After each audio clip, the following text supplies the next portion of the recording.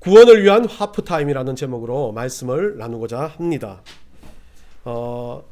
인생을 살다 보면 언제나 좀 지칠 때가 있고 또 힘들 때가 있습니다. 때로는 어떤 사람은 인생을 살 때 너무나 뜨겁게 그 인생을 맞이하다가 뭔가 한 계기로 인해서 인생이 좀 힘들어질 때도 있습니다. 물론 힘들어질 때도 있고 또 더 좋아질 때도 있지만 그 모든 일들이 일어나는 과정 중에 전반전이 끝나고 중간에 있는 쉬는 시간과 같은 시간을 하프타임이라고 이야기를 합니다. 죄송합니다.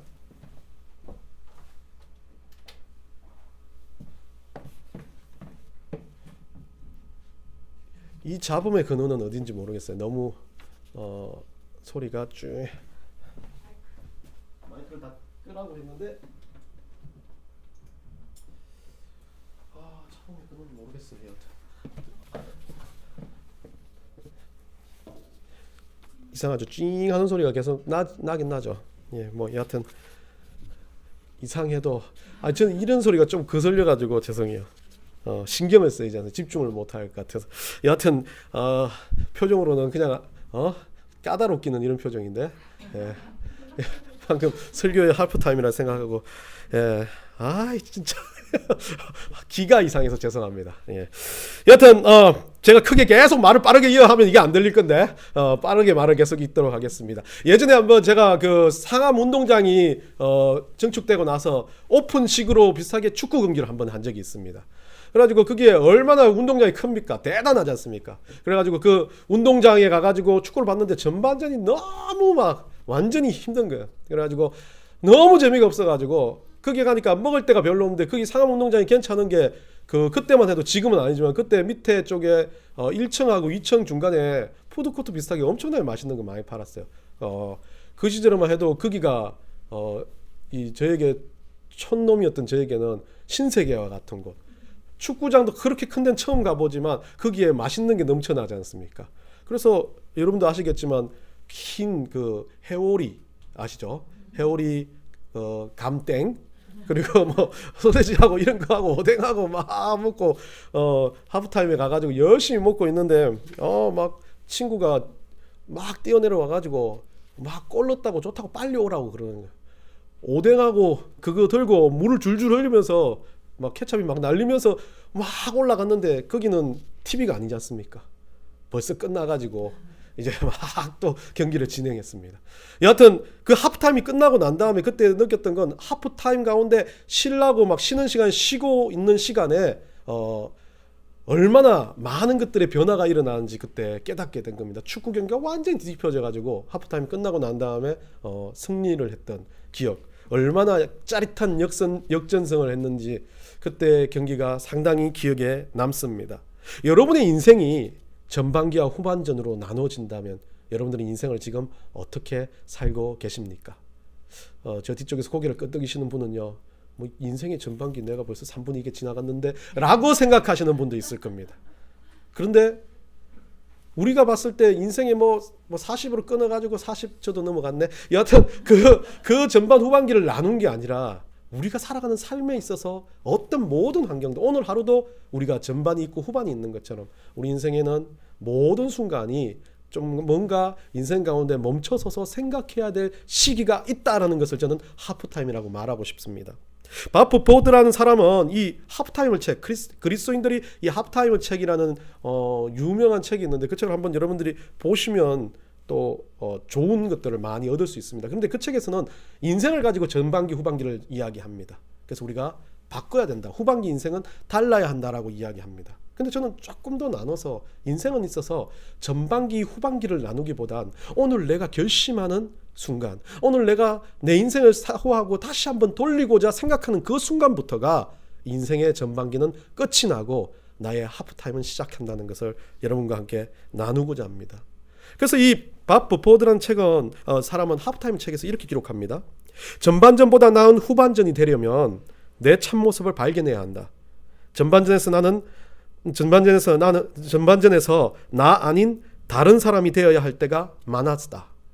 결국 후반전에서는 진정한 내가 되자라는 이야기를 하면서 이 약간의 경영서이기도 하고 자기계발서이기도 합니다. 이 책에 그렇게 기록들을 합니다.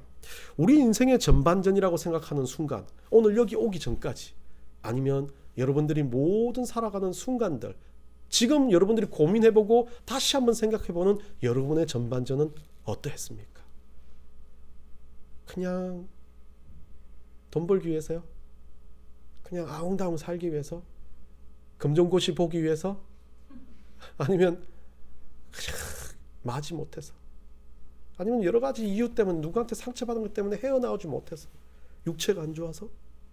삶의 모든 부분에서 승승장구하고 있어요. 막 돈도 괜찮고 그냥 삶도 괜찮은데 그냥 내 삶은 밋밋하게 그냥 그렇게. 그리고 때론 풍요해요. 나는 아무것도 누구한테 꿀릴 것 없이 다 가졌어요. 그런데 그냥 내 인생에는 뭔가 다 있지만 뭔가 재밌을 만한 게 없다라는 걸 생각을 가지고 여러분들은 전반전을 살아왔는지 모릅니다. 그러면 여러분들이 이 인생의 후반전에서 어떻게 달라져야 할지, 오늘 어떻게 우리가 좀 깨달아야 할지, 예수님이 보여주셨던 하프타임을 통해서 우리는 한번 배워보고자 합니다. 오늘 이 본문에 나오는, 여러분들한테 마가복음 강의하면 설교를 했었어요. 포커스는, 마가복음 강의의 설교의 포커스는 어땠습니까? 마르다라는 여인에게 포커스를 맞췄어요. 기억나십니까? 예. 여러분들 이 마가복음 강의가 괜찮았어요. 목회자들은 저한테 원고를 달래요. 아시는 분들이. 물론 조회수는 엄청 안 돼요. 그런데 그분들 몇 분은 저한테 원고를 달래요. 설교 준비를 안 하고 말이죠. 그런 나쁜 목사들이 있어요. 여하튼 그 마가복음에 마르다의 이야기에 집중을 맞췄다면, 오늘은 요한복음에서는 마르다이기보다 이 마리아라는 여인의 초점을 맞추고자 합니다. 오늘 본문에 베단이라는 지방, 여러분들 설명 많이 했고, 예수님이 종려주일날 나귀 타고 예루살렘에 입성하십니다. 난리가 났죠. 뭐 엄청난 빅 이벤트가 있었습니다. 그리고 사람들은 종려나무 가지를 들고 막 호산나 호산나 외치던 그 사람들이 너무나 불편한 나머지 예수님은 한 3일쯤 돼서 수요일이었습니다. 그 정도 시간이겠죠. 수요일 정도 돼서 베다니의 나사로의 집으로 갑니다. 나사로의 집에서 예수님은 가장 편했던 것 같아요. 로뎀나무, 구약에 있었던 로뎀나무 밑에 심을 얻는 것처럼 이 예수님은 나사로의 집에 가면 상당히 전투가 무장해제된 사람처럼 편안합니다. 그런 상황에 어떻습니까? 마르다는 북에 가서 그때 막 일을 하고 열심을 내고, 나사로는 옆에 죽었다 살아나가지고 옆에 앉아가지고 있습니다.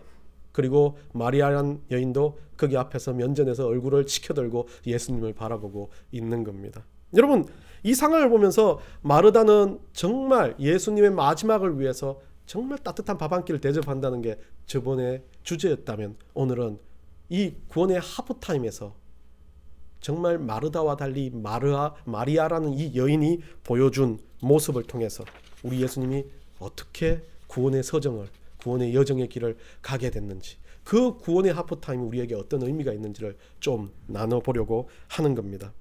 이 마리아라는 여인은 상당히 제가 보기에도 여러 가지 기록들을 보면 그렇게 대단한 그 시절의 여인들의 표상은 아니었을 것 같습니다. 생뚱맞은 여인.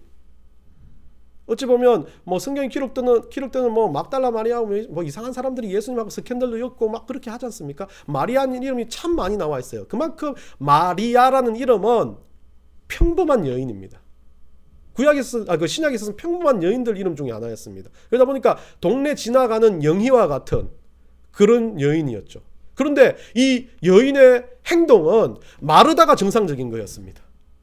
잔치를 베풀고 누군가 손님을 쳤다면 정상적인데, 이 마리아라는 여인의 행동은 4차원이었던 거죠.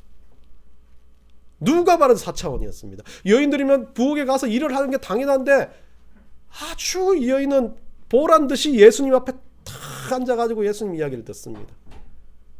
예수님도 섬뜩했을지 몰라요. 여인들이 없는 나사로, 제자들 12명 시커멓게 앉아있는데 가운데서 막 고개를 치켜들고 예수님을 바라보는 그 여인. 그리고 예수님 말을 다 듣고 난 다음에 어떻게 합니까? 여러분들, 이 마리아 여인의 행동은 순전한 나드한 건 향유죠, 향유. 이 이스라엘이 나지 않는 향유입니다. 이 아라비아 쪽에서 더 수입을 해야 될 향유 중에 하나고, 이 가룟 유다가 그것을 책정했을 때 판다면 300데나리온 정도가 나온다는 그런 향유입니다.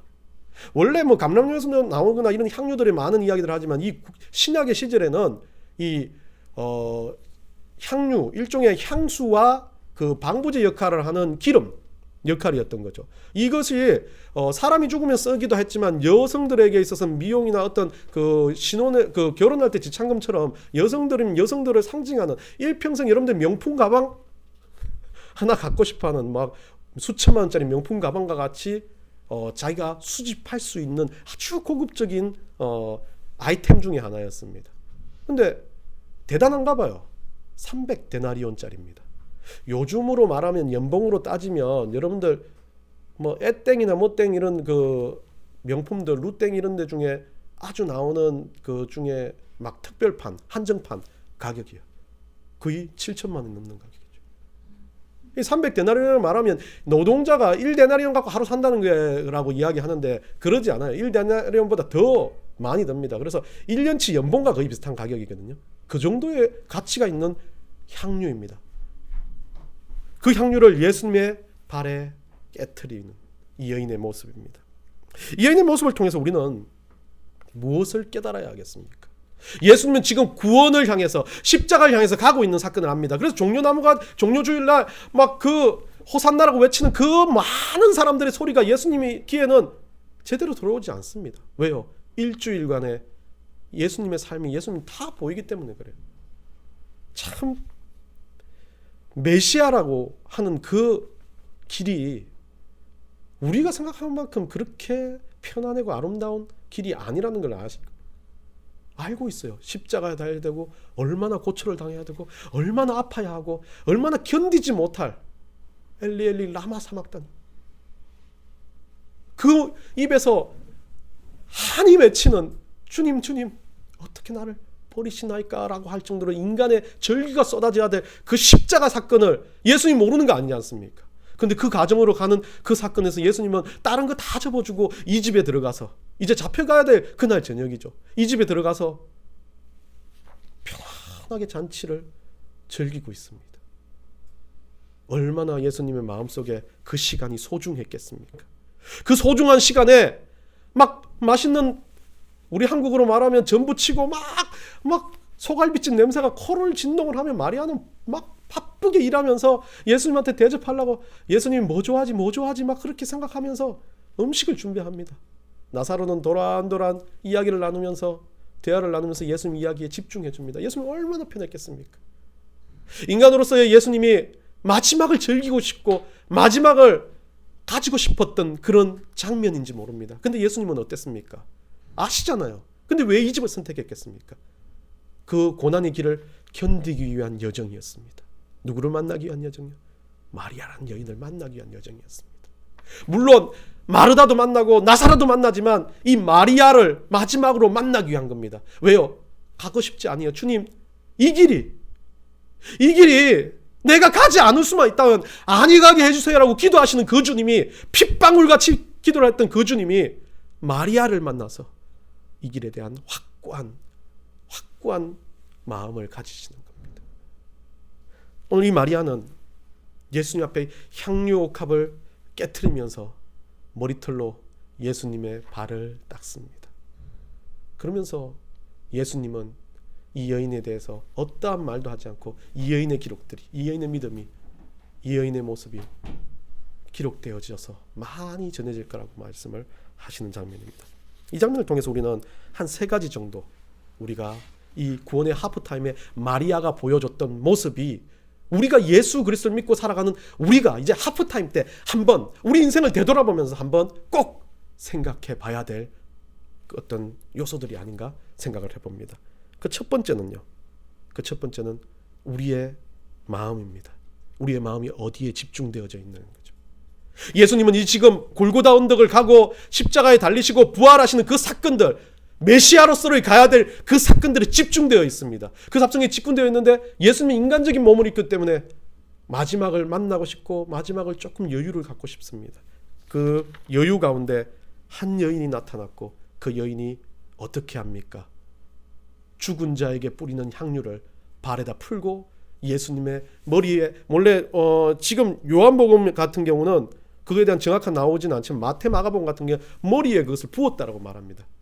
완전 난장판이 됐을 거예요. 저 전에도 이야기한 것처럼 제자들이 봤을 때는 뭐 이런 여자가 다 있어, 일을 하거나 여인으로 일을 해야 될 사람이 갑자기 나타나가지고 향유 나드 한 그늘, 그것도 냄새 진하게 나는 거, 그리고 또 한편으로는 방부제 역할도 하는 그것도, 이게 무슨 행동이야 할 정도로 자기 향수를 가지고 엄청 비싼 향수를 예수님 머리에 갖다 붓습니다.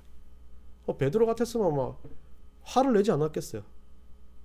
저 같아도 그랬을 거예요. 저는 컵을 가지고 쫄쫄 받았으면, 반큼만 받았으면 예 그랬을 건데, 그것을 가지고 사람들은 막 웅성웅성 되기 시작하고 많은 이야기를 했을지 모르겠지만 아랑곳하지 않고 그 여인은 어떻게 합니까? 그것을 부어버립니다. 여러분, 이건 예수님을 향한 믿음의 표현이라고 저는 믿습니다. 누가 뭐라고 해도 믿음의 길이란 건, 내가 예수님을 향한 마음이란 건, 누가 어떤 행동을 해도 내가 하는 행동이 중요한 거죠. 내가 예수님을 향한 마음이 중요한 겁니다. 누가 어떤 상황을 가지든 나는 예수님을 향해서 이것을 하고 있다는 거죠. 여러분, 이걸 가지고 가룟 유다는 뭐라고 말합니까? 300데나리온을 팔아가지고 이걸 하면 몇 명을 구제하고 뭐라고 막 따지기 시작합니다. 이 여인이 만약에 이성적이었다면 그거 가지고 이야기를 했을지도 모릅니다. 그 순간 그 행동을 멈췄을지도 모릅니다. 그런데 어떻게 합니까? 신경 안 씁니다. 왜요? 자기가 가지고 있는 전 재산도 주님 앞에 던지는 거 신경 안 쓰는 여인인데, 누가 말하고 누가 말하는 거 아무 신경 쓰지 않습니다. 이 여인은 어땠습니까? 우리 주님께서 이 가고 있는 이 길이 우리를 살리는 길이라는 걸 알고 있기 때문에 그렇습니다. 우리 주님께서 우리를 위해서 물과 피를 다 쏟으실 것 같은, 그에 대해서 정확한 사실은 어떤지 모르겠지만 이 여인은 주님이 갈 길이 얼마나 험난하고 얼마나 고통스러운 길인지 알고 있습니다. 그래서 표현하는 거예요.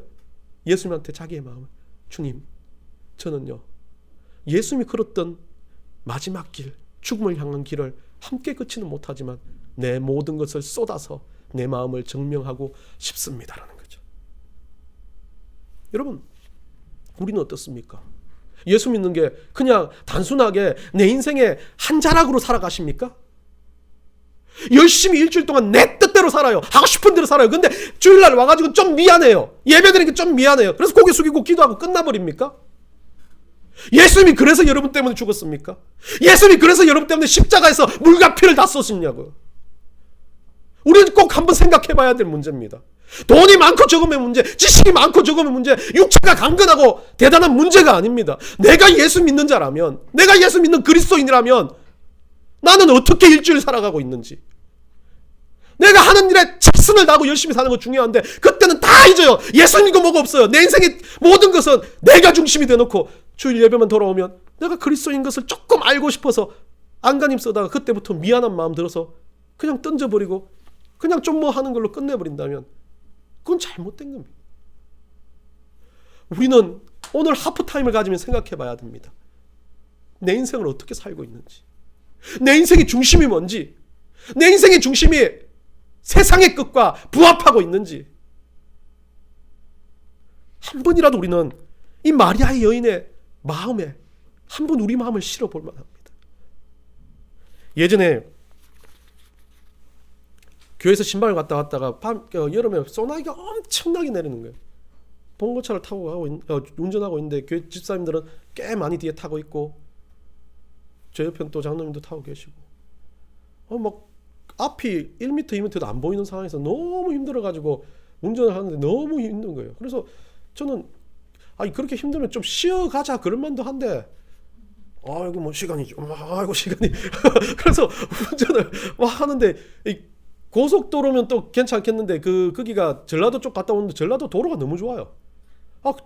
도로가 좋은데 도로가 좋으니까 더 힘든 거예요. 이것도 막 신호등도 있고 그러니까 더 막 달리다 보면 신호가 안 보여요. 그러다가 가까이 가면 신호가 보이니까 그때 막 멈춰야 되면 또 빗길이니까 미끄럽지 않습니까? 그러니까 커브길은 별로 없는데 또 커브가 되면 길이 너무 막 빠르게 도는 겁니다. 그래서 할 수 있는 거라고는 앞을 보고 달리는 게 아니라 중앙선, 고속도로가 아니기 때문에 중앙 라인 그것만 보고 계속 달리는 거예요. 그래서 제가 그때 그렇게 느꼈습니다. 이 사람들 살리기 위해서는, 살고 싶으면 중앙선을 잘 봐라. 그때 제가 확실히 알았어요.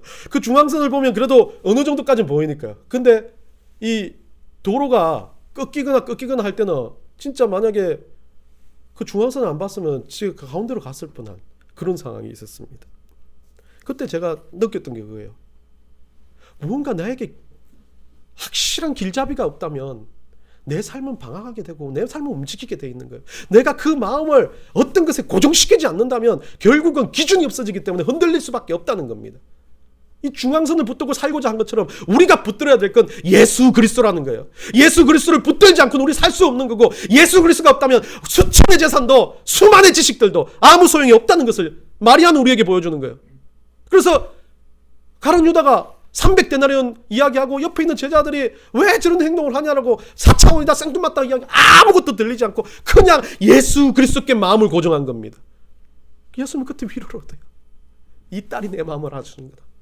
아무도 모르는데 돈으로 비교하고 어떤 것으로 비교하는데 이 여인은 진짜 내가 죽음으로 가는 길을 알고 위로해 주는구나. 마리아의 그 모습이 예수님이 어떻게 들렸을까요?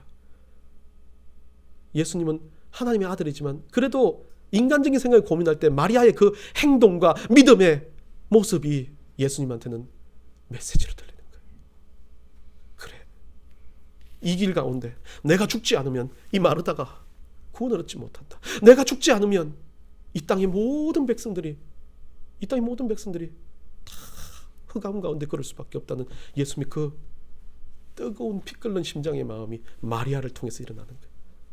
마리아는 말은 안 했지만 정말 4차원 같은 여인이에요. 제가 마리아가 했던 말을 기록하라 그러면 마리아는 그랬을 거예요. 예수님 죽으셔야 됩니다.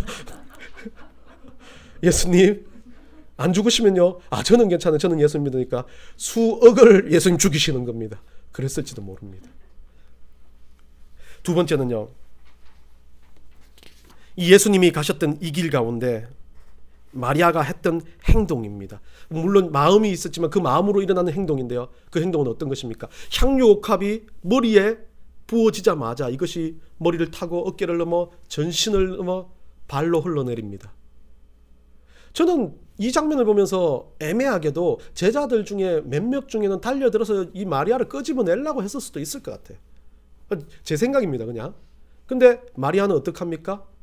예수님이 발을 붙잡고 거기에 확 엎드립니다. 그리고 성경에 기록되어 있지 않지만 저는 거기서 예수님은 이 마리아는 알았기 때문에 벌써 엉엉 울기 시작했을 거예요. 이 마리아라는 여인은 예수님의 고난을 알고 있기 때문에 주님, 제가 고난에 동참하고 싶습니다의 마음을 표현한 겁니다.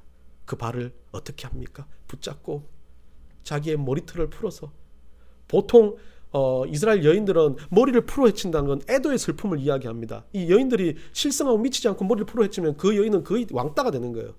이 여인은 시집도 안 갔어요. 그런데 한 이상한 남자죠. 일종의 말하면 예수님이 지아비도 아닌 사람한테 머리를 풀어 헤치면서 그 발을 닦는 건 시집 나갔어요. 자기의 상황 어떤 것도 생각하지 않고 그냥 예수님의 고난이 보니까 눈물이 나고 슬퍼지는 겁니다. 여러분, 이스라엘 민족들은요 독특합니다. 이 발을 씻는 것만큼이나 중요시 생각하는데, 발을 씻기 위해서 여러분들 잔치상들이나 이런 데가 있으면 물 항아리를 두고 들어갈 때 손발을 씻게끔 합니다. 단촐하게 씻기도 하고, 정말 괜찮은 잔치를 하면 종들을 시켜가지고 오는 손님들 발을 씻기게 합니다. 그런데 중요한 건, 이스라엘 민족들 중에 이것도 중요하게 생각해요. 발을 씻기는 건 모욕을 당하거나, 발을 씻긴다는 건 그 사람한테 처절하게 복종하거나 그 사람한테 잡힌 바 된 노예처럼 생각이 되기 때문에 종들도 자기 기분이 나쁘면 발 안 씻고 싶어요라고 할 수 있는 권한이 있는 겁니다. 그만큼 발 씻는 게 아주 중요한 문제였습니다. 그런데 이 여인은 자청해서 향유옥합을 들어붓고 자기 재산을 다 들어붓고 그 흘러내리는 밑에 눈물을 흘리면서 손도 아닌 자기의 머리털입니다. 쉽게 말하면 여인들에게 머리털은, 이스라엘 민족에게 머리털은 여인들에게 가장 중요한 생명과도 같은 거예요. 그래서 나실인들에게는 머리가 삭도를 내지 않는다 해가지고 나실인들에게 머리를 우리 삼손 이야기를 들어보면 그 머리의 중요성을 이야기합니다. 그런데 여인들에게도 이 머리는 그렇게 중요합니다. 깎지를 않아요. 근데 이 머리를 깎고 안 깎을 떠나서 풀어 헤치고 그 머리, 중요한 머리를 가지고 이 이상한 이방 남자의 발을 씻긴다는 건 그건 사람들한테 이해가 되지 않는 행동입니다. 제자들 중에 누구는 미쳤다고 그 여인을 끌어냈을지도 모릅니다. 그런 상황에서 예수님은 손대지 말라고 합니다. 그대로 놔두라고 합니다. 그리고 이 여인은 엉엉 울기 시작하는 거죠. 그 발을 씻깁니다. 하나하나. 여러분 어땠을까요? 저는 그렇게 생각해요. 이 여인이 예수님을 알았던 만큼 모든 것들이 주마등처럼 스쳐가요. 인생사 가운데서 나사로 오빠가 죽었을 때 예수님이 나타납니다. 그전에 예수님 만나기도 하지만 오빠가 죽었을 때 예수님이 나타나가지고 예수님 원망했던 걸 기억합니다. 예수님 발 아래 엎드려가지고 예수님 왜 안 오셨어라고 막 눈물을 흘리며 짬이 울었던 걸 기억합니다. 그때도 발에 엎드렸고, 나사로가 살아나자마자 정말 견디지 못한 감격에서 예수님을 찬양하며 그 발 아래 엎드렸던 걸 기억합니다. 그리고 오늘 그 예수 그리스도가 자기를 위해 죽으러 간다는 그 사건 앞에서 주님, 제가 나눌 수만 있다면, 제가 예수님의 그 고통의 1000만분의 1이라도 받을 수만 있다면 저에게 나눠주세요라고 이 여인은 예수님의 발을 닦습니다. 한 걸음 한 걸음 핏빛으로 물들며 골고다 언덕길을 걸어야 할 그 예수님의 발에 이 여인은 자기가 가진 모든 것을 겁니다. 주님, 제가 올인합니다. 주님의 발 앞에 내 인생을 걸고, 내 모든 걸 걸고, 내 여생을 걸고 메시아 예수 그리스도 앞에 이것들을 드립니다. 사도 바울이 예수 그리스도를 따르거든 자기 십자가를 지고 따르라고 이야기했던 것처럼 우리는 이 마리아의 여인을 통해서 우리가 지어야 할 십자가, 우리가 주님과 동참해야 할 그 골고다 언덕길을 우리는 한번 이 하프타임 가운데 묵상해 봐야 합니다. 마지막입니다. 마지막에 오늘 8절에 그렇게 말합니다. 예수님이 이 여인을 설명하면서 많은 제자들이 막 따지니까, 야 조용히 해. 너희들이 돕고자 하는 가난한 자들, 너희들이 돈 벌고 싶은 거, 너희들이 잘 나가고 싶은 거, 너희들이 부유하고 싶은 거 이 땅에서 다 할 수 있어. 그런데 나는 너희들과 영원히 같이 있지 않아 라고 말합니다. 나는 이제 십자가에 달리고 너희들을 구원하고 나는 이제 떠날 거야. 그러니까 그 여인을 그대로 둬라고 이야기를 합니다. 오늘 이 말씀은 그겁니다. 예수 그리스도가 오늘날 우리에게 주시는 말씀의 가장 중요한 핵심은요, 우리는 은혜 받을 기회, 내가 예수 그리스도를 향해서 뭔가 결심하고 결단했던 그 기회를 놓치지 말라는 겁니다. 과거에는 이들에게 제자들에게 내가 천국으로 갈 거고 떠날 거라는 이야기를 하면, 오늘날 우리에게 들려지는 이야기는 오늘날 우리가 하프타임으로 생각하는 이 시간, 이 예배 시간에 내가 주님을 위해서 이 고난 주간을 어떻게 보낼까 결단했다면 목숨을 걸고 그 일을 하는 거예요. 그 때를 버리고 나면 예수님 말한 것처럼 나는 너와 같이 안 있어. 이때를 버리지 마라고 하는 예수님의 음성을 잃어버리는 겁니다. 여러분, 돈 벌 기회는 미뤄도 돼요. 공부할 기회는 미뤄도 돼요. 그런데 내가 은혜를 받을 기회, 구원을 받을 기회를 미룬다고 말이 안 되는 거예요. 비교도 안 되는 거 가지고 싸우지 마시고 이 하프타임의 이 순간, 이제 주님과 함께 골고다 언덕을 같이 걸어보아야 될 이 일주일간의 정해놓은 고난 주간 동안에 여러분 한번 생각해 보세요. 주님이 나에게 주실 은혜들을 잊지 말고 기도하는 시간도, 말씀 듣는 시간도, 여러분들이 주님 앞에 정말 목숨을 걸듯이 한번 이 일들을 진행해 본다면 여러분에 있어서도 정말 일주일, 아니 오늘 하루로부터 바뀌어지는 그런 후반전의 인생이 될 줄 믿습니다. 이 다른 말로 하면 오늘 이 마리아라는 여인은 주님 앞에 그렇게 말하고 있습니다. 주님, 제 모든 것을 겁니다. 주님 이 길 가셔야 돼요. 그 대신 제가 주님 할 게 너무 없어서, 드릴 게 너무 없어서 내 목숨이라고 드리고 싶지만 주님 앞에서 아무것도 할 게 없는 게 한스러워요. 예수님 그렇게 대답합니다. 괜찮아, 따라. 지금 네가 하고 있는 그것 잊지 말고 매 순간에 나와 함께 동행하며 너의 십자가를 지고 살아간다면 그게 바로 하프타임을 이겨낸 후반전을 사는 인생이라고 말씀해 주시는 겁니다. 고난주간입니다. 일주일 살아갈 때 여러분 중심이 어디에 있습니까? 최소한 이걸 제가 늘 말하잖아요. 정해놓고 하는 것들 다 중요한 정확한 시기가 아니고 진짜 시기는 아니지만 이걸 왜 정해놓겠습니까? 우리는 한 번 더 되새김질을 해야 되기 때문에 은혜를 받기 위해서 노력을 해야 되고 그냥 밋밋하게 사는 인생에 한번 정점을 찍기 위해서 하프타임처럼 뭔가 만들어 놓기 위해서 이 고난 주간을 1년에 한 번씩 두는 거 아닙니까? 여러분 나름대로 정말 우리 주님과 일주일을 동행하며 진지하게 우리 주님께서 십자가에 달리시고 우리를 구원하신 그 은혜에 대해서 여러분들이 감사하며 또한 감격하는 그런 한 주가 되시기를 간절히 축원합니다.